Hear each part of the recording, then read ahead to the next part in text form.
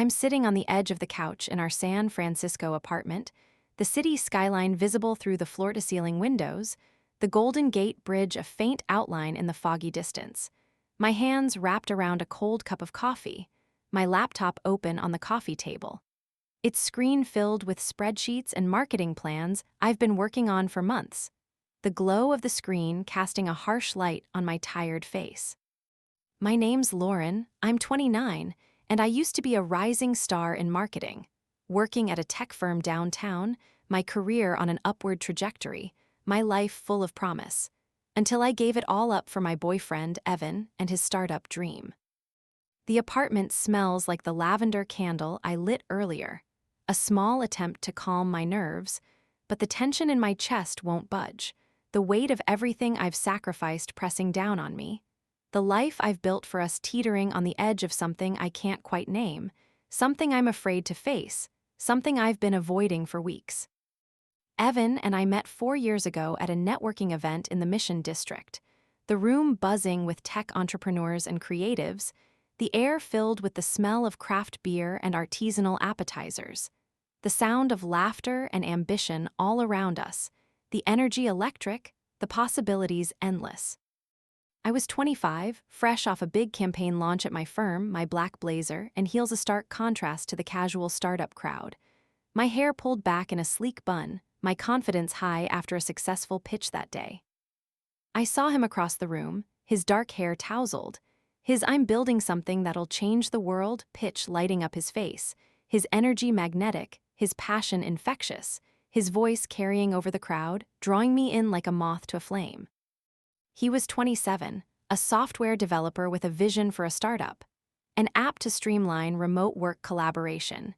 His "You'd be perfect for this, Lauren," a challenge I couldn't resist, a challenge that drew me in, a challenge that made me feel like I was part of something bigger, something meaningful, something life-changing. We spent the night talking, sharing a plate of sliders, his hand brushing mine as we reached for the same one, our connection instant, our chemistry undeniable, our laughter a melody that drowned out the noise around us, our conversation flowing effortlessly, our dreams aligning in ways I'd never experienced before. On our first date, we walked along the Embarcadero, the bay breeze cool against our skin, the lights of the Bay Bridge reflecting on the water. His stories about his startup making me believe in him, making me believe in us, making me believe in a future I could see so clearly. A future I wanted to be part of, a future I thought we'd build together.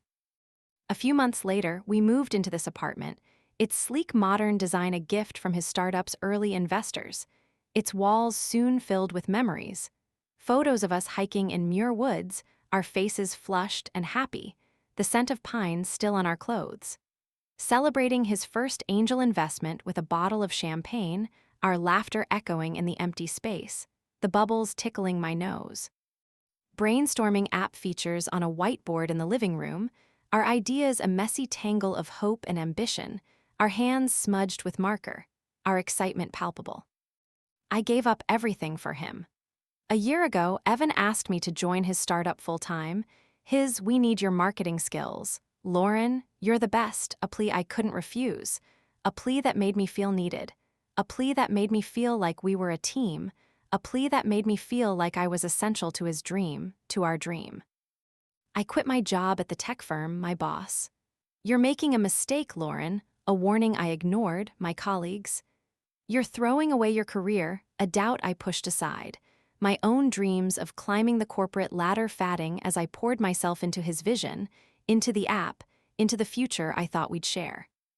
I drained my savings, $30,000 I'd been building for years, to help fund the startup, my "we're in this together," Evan, a promise I meant, a promise I thought he meant too, a promise I thought would bind us, a promise I thought would last.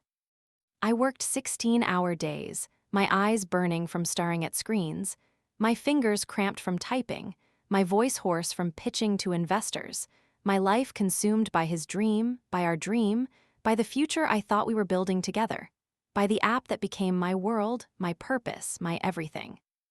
I'd come up with marketing campaigns in the middle of the night, scribbling ideas on a notepad by the bed, This could go viral, Evan, a spark of excitement. A spark he'd meet with a kiss.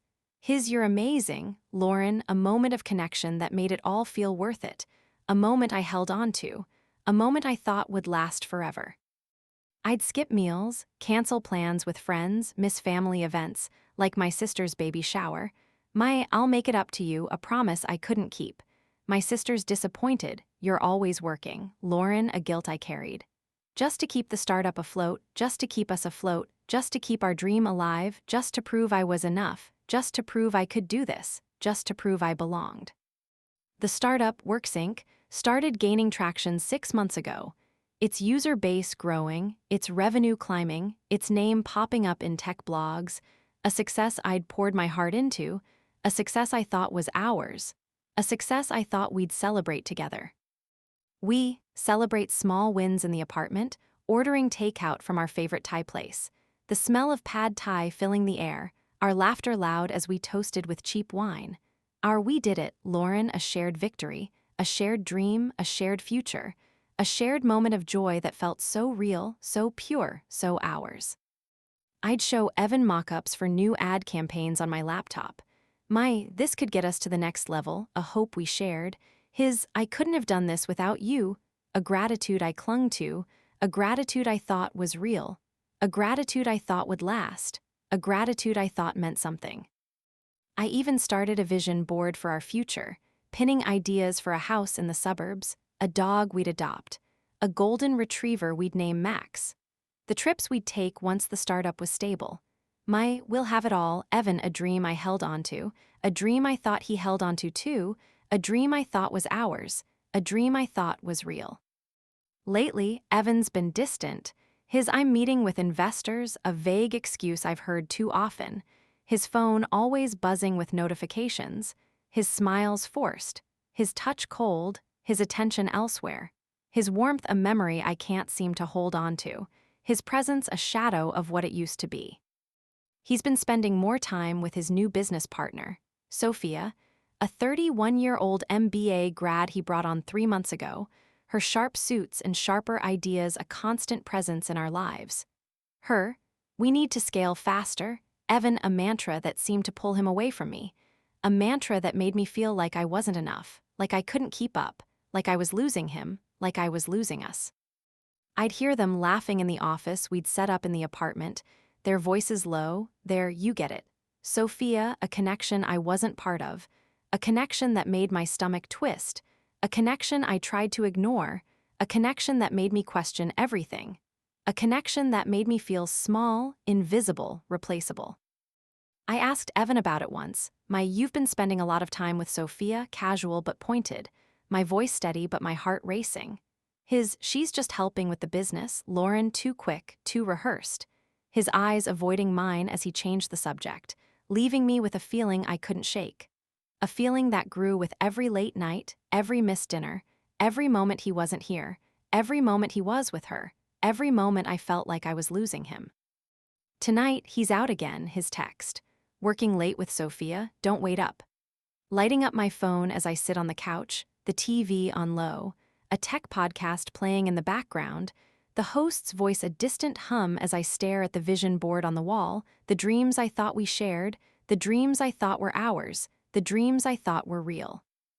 I think about the job I gave up, the savings I drained, the life I put on hold, the career I sacrificed, the future I bet on, and I wonder if he even notices, wonder if he still loves me, wonder if I've been a fool to give so much to a man who might not be mine anymore, a man who might never have been mine at all, a man who might have already moved on, a man who might have already replaced me. It's the next morning, and I'm in the kitchen, the smell of coffee brewing, the sunlight streaming through the windows, the San Francisco skyline a hazy backdrop. My hands unsteady as I scroll through my phone, my shift at the startup starting in an hour. My mind racing with the doubts that kept me up all night, my eyes burning from lack of sleep, my body tense with the weight of what I've been avoiding, what I've been dreading, what I've been fearing. Evan's still asleep, his laptop on the counter, its screen dark, a faint whiff of his cologne lingering in the air, a scent that used to comfort me but now makes my stomach churn, a scent that's been mixing with another lately, A floral perfume I don't wear. A perfume I've smelled on him too often. A perfume that's been haunting me since I first noticed it. A perfume that's been a quiet warning, a quiet betrayal, a quiet truth I didn't want to face. I've been up since 5 a.m., my mind replaying every moment of doubt, every late night, every vague excuse. The doubts that led me to his laptop last night, the doubts that made me open his email, the doubts that confirmed my worst fears, the doubts that shattered my world, the doubts that broke my heart, the doubts that changed everything. I found an email from Sophia, sent late last night, its subject line, "Us." A word that made my heart stop, a word that made my hands tremble as I clicked on it, a word that changed everything, a word that ended everything, a word that broke everything. The email read, "Evan, last night was incredible. I can't stop thinking about you. We're a better team than you ever were with her. Let's make this official." My breath catches, my vision blurs with tears. My heart pounding so hard I can hear it in my ears. My world shattering with every word, every letter, every betrayal, every lie, every moment I didn't see, every moment I didn't know, every moment I trusted him. He's been sleeping with her, leaving me for her, trading our relationship for his business, trading everything I've given him for a future that doesn't include me, a future with a woman who better understands his ambitions.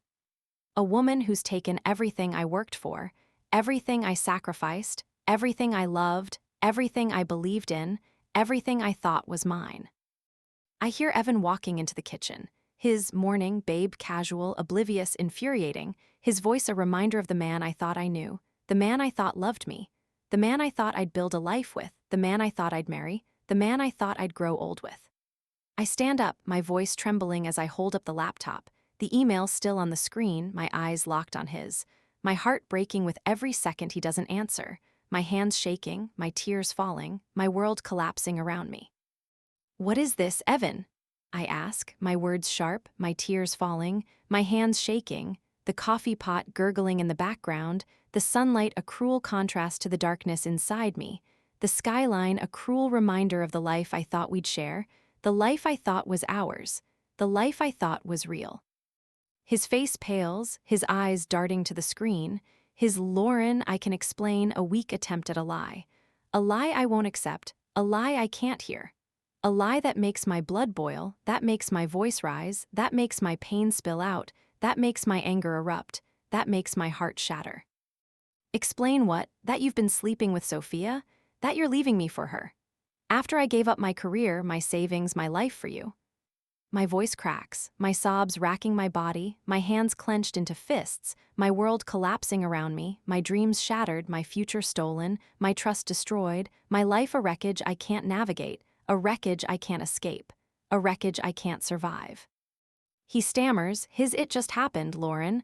I didn't plan this," a confession that makes me scream, a confession that makes my vision blur, a confession that makes me see the depth of his betrayal, the depth of my blindness, the depth of my loss, the depth of my pain, the depth of my heartbreak.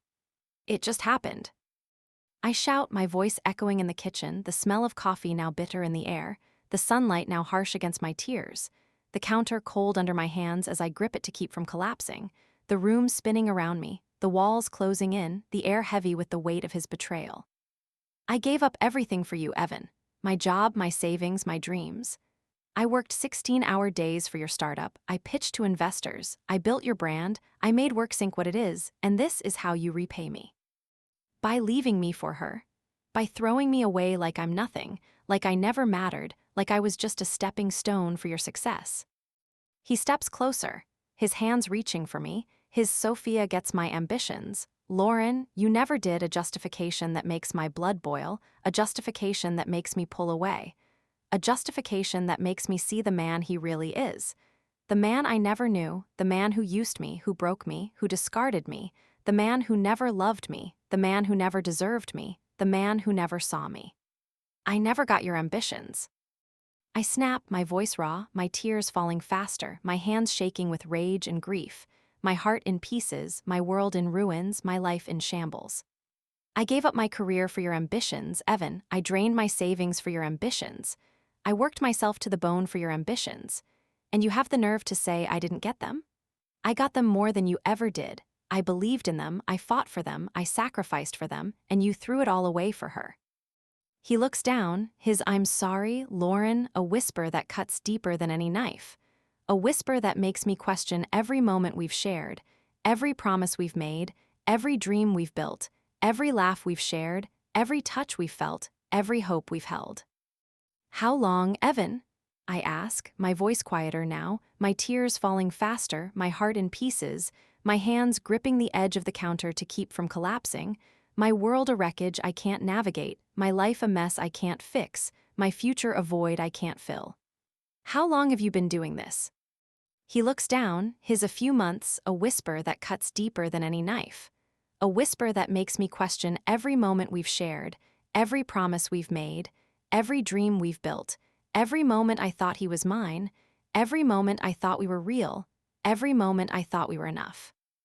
I grab my phone and text my best friend Mia, my "I need you. Evan's leaving me for Sophia," a plea I can't hold back, a plea I need answered. A plea that makes me feel like I'm not completely alone, like I have someone to turn to, like I have a lifeline in this storm of betrayal, like I have a friend in this sea of pain, like I have a hope in this darkness of loss. Mia replies instantly, her "I'm on my way," a response I'm grateful for, a response that makes me feel like I can survive this, even if just for today, even if just for this moment, even if just for this breath, even if just for this second. I tell Evan to leave, my "Get out, Evan, I'm done," a decision I can't take back, a decision that breaks me but sets me free, a decision that makes my voice crack, my tears fall, my heart shatter, my hands tremble, my world end. He begs me to reconsider, his "I still care about you, Lauren. Let's work this out," a promise I can't believe, a promise that means nothing after what he's done. A promise that makes me shake my head, my "You've made your choice, Evan, go to her," a truth I need to speak. A truth that cuts me open. A truth that sets me free, even if it leaves me broken, even if it leaves me lost, even if it leaves me alone, even if it leaves me with nothing, even if it leaves me with everything to rebuild. He grabs his laptop, his "I'm sorry, Lauren," a hollow apology as he walks out the door, the sound of it closing a final note in the symphony of our relationship. A final note that leaves me alone, a final note that leaves me with nothing, a final note that leaves me to pick up the pieces of a life I no longer recognize, a life I no longer know, a life I no longer want. I collapse onto the kitchen floor, my sobs echoing in the empty apartment, my hands clutching the edge of the counter, my world shattered, my life a mess, my future uncertain, my trust destroyed, my dreams stolen, my heart broken, my body shaking, my mind racing, my soul aching. I hear Mia's car pull up outside, her knock on the door a sound I need to hear, her arms around me as I open it, her "I'm here, Lauren, you're going to be okay," a comfort I need. A comfort that makes me feel like I can survive this, even if just for today, even if just for this moment, even if just for this breath, even if just for this second, even if just for this heartbeat. I cling to her, my tears soaking her sweater, my voice breaking as I tell her everything. The email, the betrayal, the way I've been used, the way I've been discarded, the way I've been replaced, the way I've been erased, the way I've been forgotten. She listens, her hand rubbing my back. Her "He doesn't deserve you, Lauren, you're so much stronger than this," a lifeline I hold on to. A lifeline that makes me feel like I can keep going, even if it's just one step at a time, even if it's just one breath at a time, even if it's just one moment at a time, even if it's just one heartbeat at a time, even if it's just one hope at a time. It's been 3 weeks since I kicked Evan out, and I'm standing outside a sleek event space in Soma, the San Francisco skyline glittering behind me, the hum of the city a distant backdrop to the corporate party happening inside. The air cool against my skin, my hands trembling as I smooth the black dress I borrowed from Mia, my heart pounding with a mix of anger and determination, my breath shaky as I prepare to face him, to face them, to face the life I've lost. The life I've been forced to leave behind, the life I've been trying to rebuild. I'm jobless now, my savings gone, my home no longer mine. The apartment was leased through the startup, and with Evan gone, I had to move out, my belongings packed into a storage unit, my life reduced to boxes, my future uncertain, my pride wounded, my trust shattered, my identity a question I'm still trying to answer. A question I'm not sure I'll ever answer. A question that haunts me every day, every night, every moment. I've been crashing on Mia's couch, her "you can stay as long as you need, Lauren," a kindness I'm grateful for, a kindness that's kept me going, a kindness that's given me a place to breathe, to grieve, to plan, to survive, to hope, even if that hope feels fragile, even if that hope feels fleeting, even if that hope feels like a lie. I haven't spoken to Evan since that morning, his texts. "Lauren, let's talk." Ignored, his emails deleted, his voice a memory I can't bear to hear, a memory that cuts too deep, a memory that reminds me of everything I've lost, everything I've sacrificed, everything I've given, everything I've loved. I've been trying to rebuild, applying for marketing jobs, my resume a painful reminder of the career I gave up, my inbox full of rejections, my confidence shaken, my identity a question I can't answer, my past a weight I can't shake, my future a void I can't fill, my present a struggle I can't escape. My friend Mia convinced me to come to the party, WorkSync's first big celebration since hitting 1 million users. Her, "You need to show him you're not broken. Lauren, make him face what he did," a push I needed. A push that brought me here, standing outside this venue, ready to confront him, ready to take back some control, ready to make him feel the weight of his betrayal, the weight of my pain, the weight of my loss, the weight of my anger, the weight of my truth. I walk inside, the room buzzing with tech professionals, the air filled with the clink of champagne glasses and the hum of conversation, the space decorated with string lights and WorkSync banners, the logo I designed glowing on a screen, a bitter reminder of the work I poured into this. The work that was stolen from me. The work that built his success, not mine, the work that I gave my all to, the work that I thought was ours, the work that I thought meant something. I spot Evan across the room, his suit sharp, his smile wide, his arm around Sophia, her red dress striking, her laughter loud, their connection a knife to my heart, their happiness a betrayal all over again, their ease a mockery of the pain they've caused me, their presence a reminder of everything I've lost, everything I've sacrificed, everything I've loved. I push through the crowd, my hands shaking, my voice steady as I call out, "Evan." The room quiets, heads turning to look at me, their eyes wide, their whispers starting as I step closer, my anger a fire I can't contain, my tears threatening to fall, my pain on display for everyone to see, my dress a stark contrast to the polished crowd around me, my heels clicking on the hardwood floor, my breath shallow, my resolve unshaken, my heart racing, my mind focused, my truth ready to be spoken. "You think you can just celebrate while I'm left with nothing?" I shout, my voice cutting through the noise, my tears falling, my pain raw, my words a weapon I've been holding onto for weeks, a weapon I need to wield, a weapon I need to use to reclaim my voice, my power, my truth, my dignity, my worth, my story. Evan's face pales, his "Lauren, what are you doing here?" A question that makes my blood boil, a question that makes me step closer, my words sharp, my heart breaking, my resolve unshaken, my voice trembling but strong, my eyes locked on his, my anger a storm I can't control. "You left me for her, Evan. After I gave up my career, my savings, my life for your startup. I made WorkSync what it is and you threw me away for her."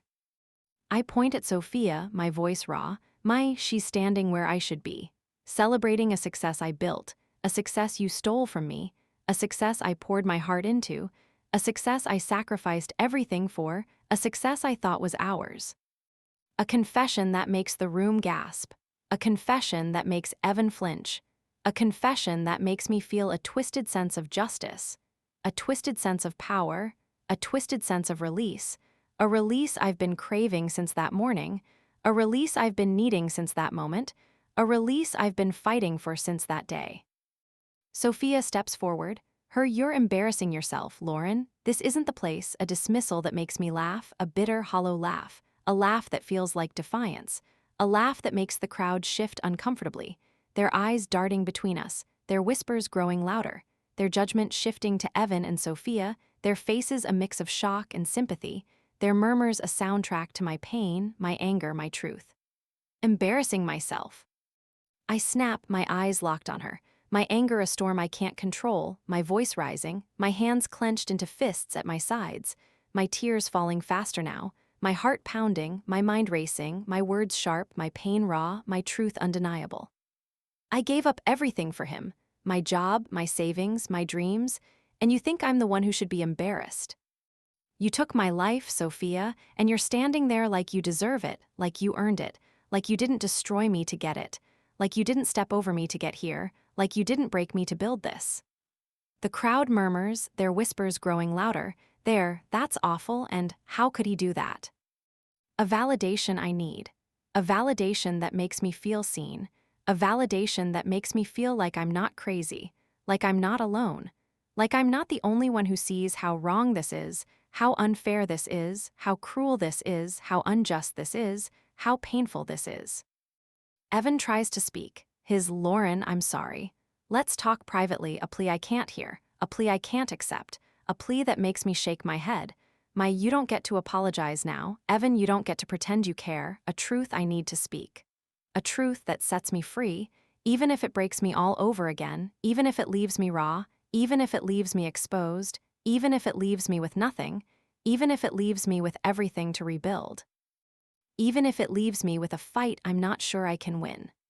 I turn to leave, the crowd parting for me, their eyes following me, their whispers a soundtrack to my exit, my heart heavy but my resolve unshaken, my tears falling faster now, my mind racing with what I've just done, what I've just lost, what I've just gained, what I've just survived, what I've just endured, what I've just overcome.